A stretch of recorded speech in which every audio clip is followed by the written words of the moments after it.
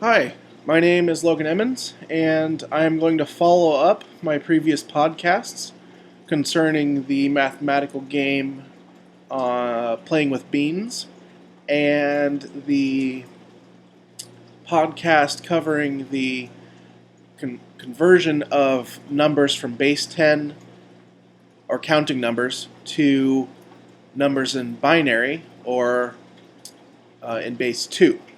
So, those two podcasts were intended to set up for this one, which I can use visuals um, to describe this game. This is also a mathematical game. It is called Race to the Origin. It's basically the same game as that game I described using beans, except it's played on the coordinate plane. Uh, so, I would also like to apologize for the outdated slides. I used this presentation as part of my senior project when I graduated from Western Oregon the first time, and it just lends itself so nicely, I think, to a podcast, and that's why I started those podcasts in the beginning. After that quick introduction to Race to the Origin, I would like to talk about how we play the game and maybe two strategies on how to win. The brute force method and using Fibonacci representations. I'm going to skip the proofs regarding the strategies. It'll take way too long, and likewise with using sequences. So, moving forward. How do we play?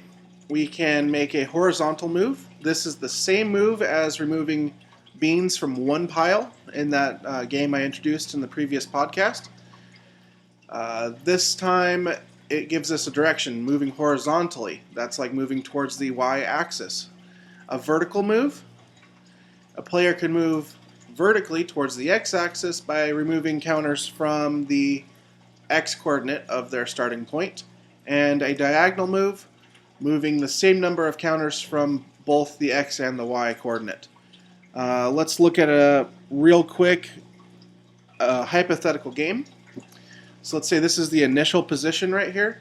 This is where the game is going to start. It can be any position. So, player one, they can have one of three moves to make. They can move horizontally, they can move vertically, or they can move diagonally. And in this case, it looks like they moved horizontally. So they removed a specified number of points from the y-coordinate, or sorry, the x-coordinate of their initial position, and they stopped. Now it is player two's turn, and they have one of three moves again. They can move horizontally, vertically, or diagonally, and they chose to move vertically. So they moved down to here and stopped. Now it is player one's turn again, and they have, again, one of three choices to make. And if they choose correctly, which would be moving diagonally, they'll win the game by getting to the origin first. And let's see what they do. Ah, look, that's what they do. Awesome. So, that is a quick hypothetical game on Race to the Origin, showing the three different types of moves and how to win by getting to the origin first. So now that we've taken a quick look at a hypothetical game, let's move on to methods on how to win this game. Oh, shoot. Shall we play a game? I had a sense of humor at one point in time. So, let's move forward.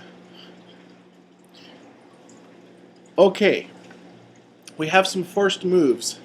All right, these are very important. If you remember winning the bean game,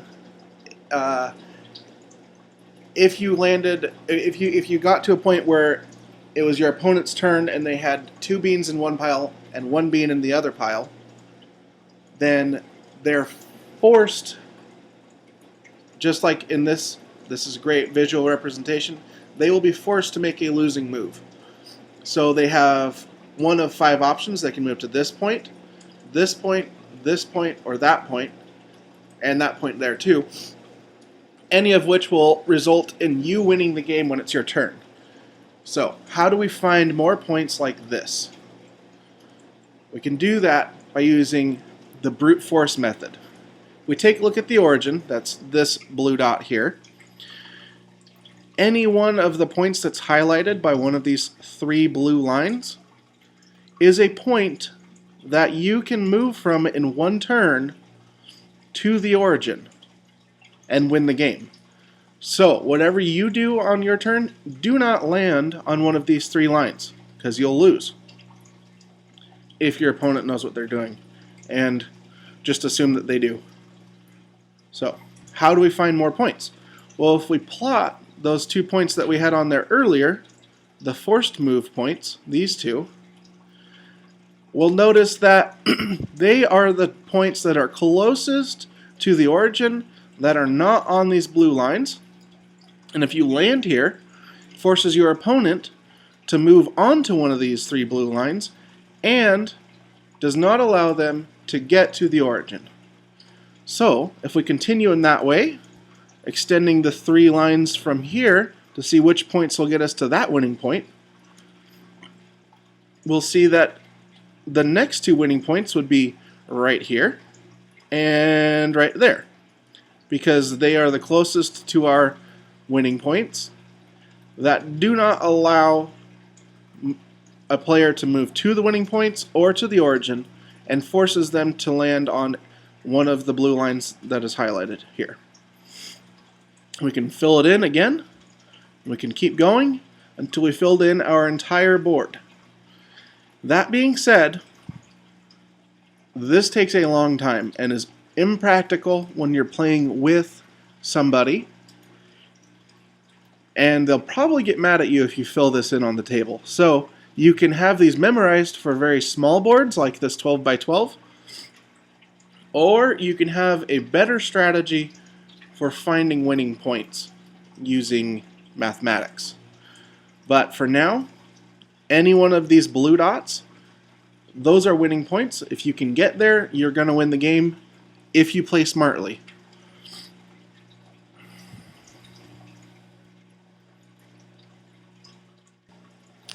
Now let's remember the coordinates for these points.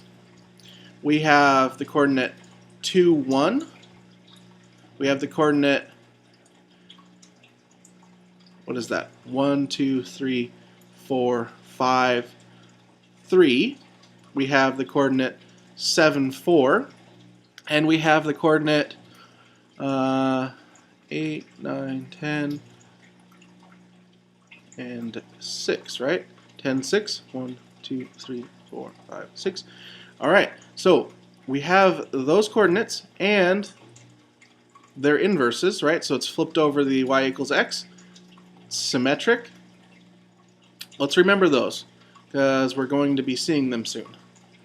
If we move on ahead to winning strategies using the Fibonacci sequence representations. Alrighty, so we have this table here showing some winning points in Fibonacci representation. So let's talk about this Fibonacci representation. When I talked about the binary representations of numbers, we use the sum of the powers of 2 to equal a number that we are trying to convert from base 10 to base 2. This is the same idea. Just this time we're using the Fibonacci sequence 1, 2, 3, 5, 8, 13, 21, 34, 55, 89, and so on, rather than the powers of 2. Now let's take a look at these things that are these pairs of numbers that are highlighted. We've got 1, 2, 3, 5, 4, 7, 6, 10, and 81, 30. If we remember from that the brute force method, 1, 2 was a winning point, 2, 1 was a winning point, 3, 5 was a winning point, 5, 3 was a winning point, 4, 7, 7, 4, 6, 10, and we didn't get to 81, 30. All of these are winning points, either XY or the opposite, xy there, they all describe winning points. Now let's check this out. We all have AB, AB, AB. If we take a look at 1 represented in the Fibonacci sequence, we can put a 1 in this column or that column. But for the purposes of this game, we're going to use the second column for all of our 1s. So Fibonacci representation of 1 is 1, 0. Now let's take a look at 2. We have f sub 3, which is 2. So 1, 0, 0. That is just a left shift of its partner, 1. The other thing to note here is that all of the numbers that are A numbers, see all the ones that have an A listed, their rightmost one is in an even column.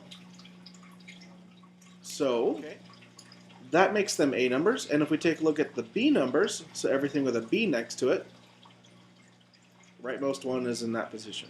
Now, we take a Fibonacci representation, we decide whether it's an A number or a B number. If it's an A number, we perform a left shift, so we add a 0 onto the right to get the B number that goes along with our winning point. If we get a B number, we perform a right shift, so we remove a 0 to get the A number that goes with it. Now what happens? So let's do an example. Consider the point 84, 141. If we convert that into Fibonacci representations, we have 84 represented as 1, 0, 1, 0, 1, 0, 1, 0, 0, 0.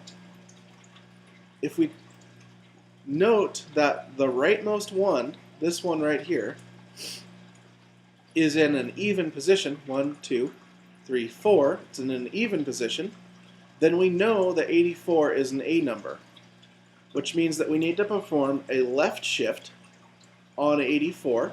So we add a 0 onto the end, moving it from 84 to 136. Okay, that's what this representation here is, 136. And we notice that 136 is less than 141. So we can remove counters from the y value, so we can make a vertical move to get from 84, 141 to 136, or sorry, 84, 136. Now let's talk about another example. Oh, well, I guess I didn't tell you what that means. If we get to 84, 136, we are then on a winning position, which means that our opponent has to move off of the winning position to a losing position, which will allow us to move to another winning position. And that's just the way it's going to work until we work all the way down to the origin and we win the game. Thank you for listening, and I hope you enjoyed or made sense of this. Honestly, it's an abbreviated discussion about Race to the Origin, but I hope you enjoyed it, and sorry that it took almost 15 minutes, it looks like, but thank you for listening, and I hope that you might have gained something as far as converting numbers into Fibonacci representations, or how to win the game every time you play it, as long as you get to go first, if you're playing against somebody else who knows how to play. But thank you for letting me share. I'll see you guys later.